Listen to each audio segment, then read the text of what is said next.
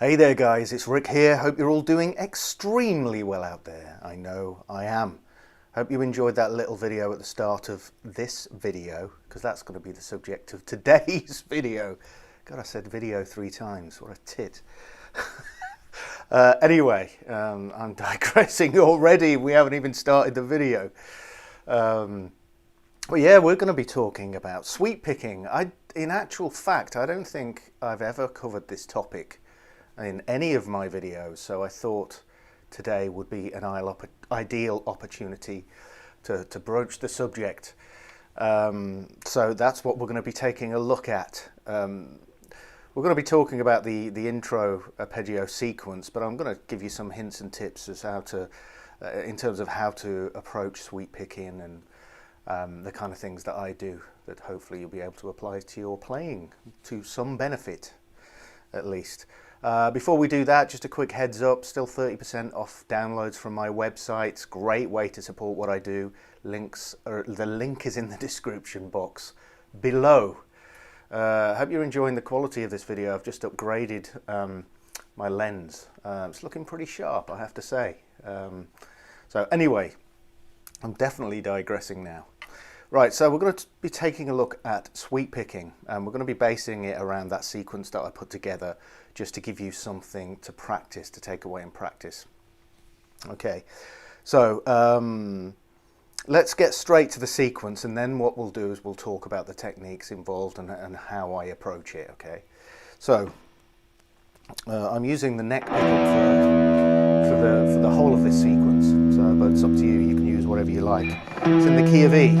Okay, and what I do, instead of actually playing the arpeggio like this with the notes of the chord in sequence, what I do is I drop out the 3rd degree on the bottom E string and just play root to 5th,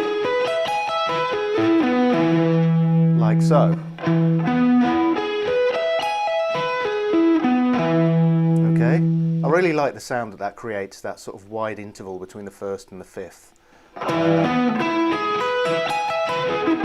And it really helps for the arpeggio to flow, for the picking sequence to flow.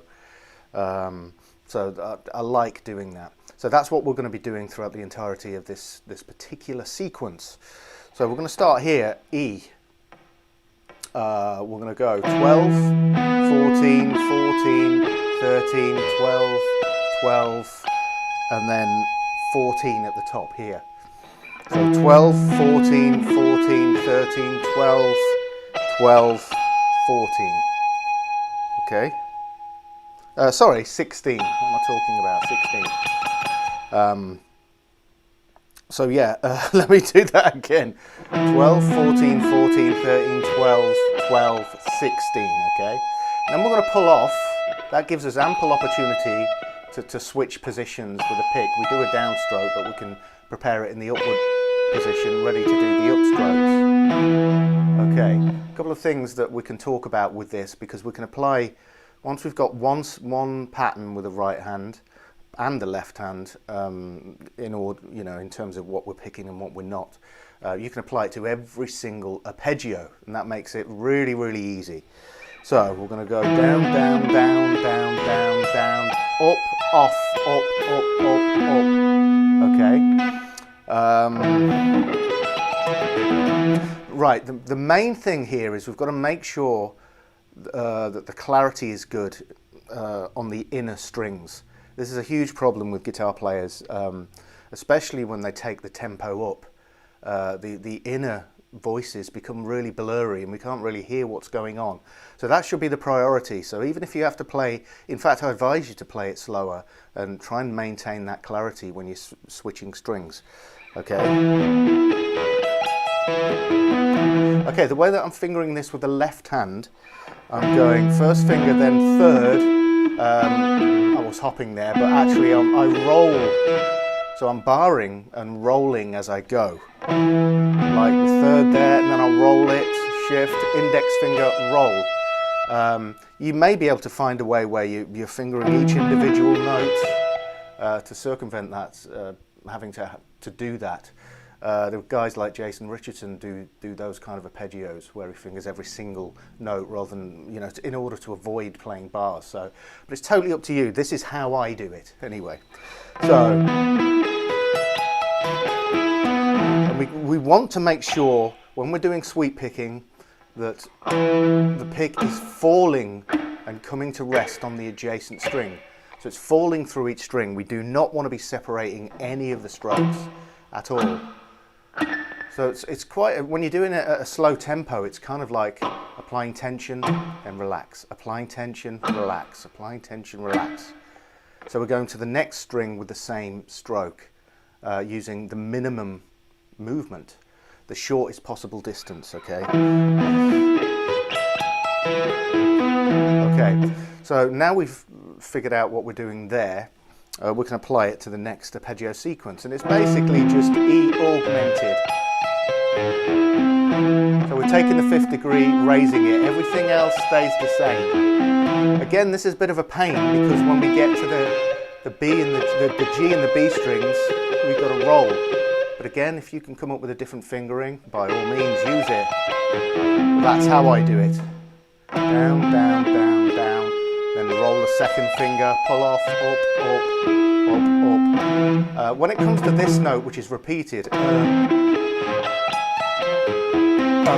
like that, I use an upstroke, but you can use a down if you wish.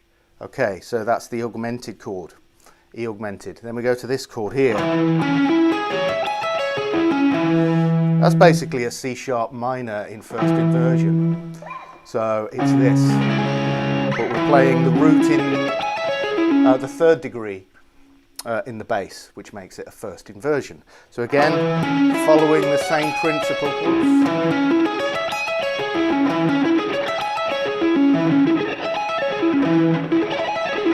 Okay, keeping everything nice and clean. What I try and do is avoid too much gain, and that really helps. So I usually use my guitar volume to control it. Usually put it on around, for this kind of thing, around about 7, maybe 8, I don't know. Experiment with it. And then we're going to do this. So it's like it creates an E11 kind of sound. So it's D major over an E bass, okay? So, same fingering for the, same picking pattern for the right hand. Being economical with the movement and keeping nice and relaxed, okay? And then we're back to E major. Okay, I can't remember how many times we'll repeat that. A couple of times, let's say.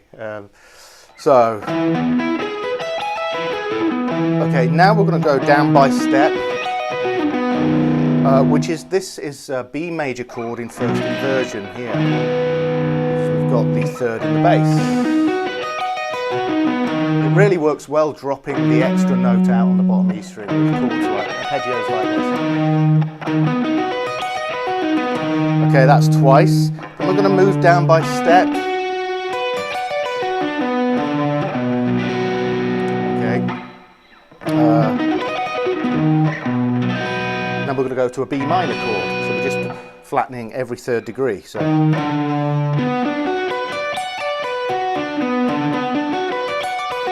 Okay, the voice leading is very important here. It's important to just be aware of what's going on when it moves from chord to chord, because it's subtle changes by step, by semitone usually.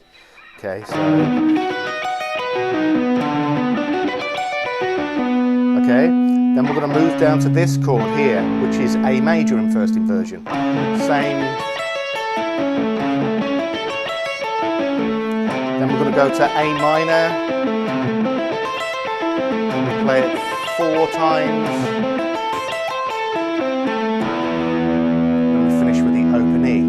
So if I play it nice and slowly,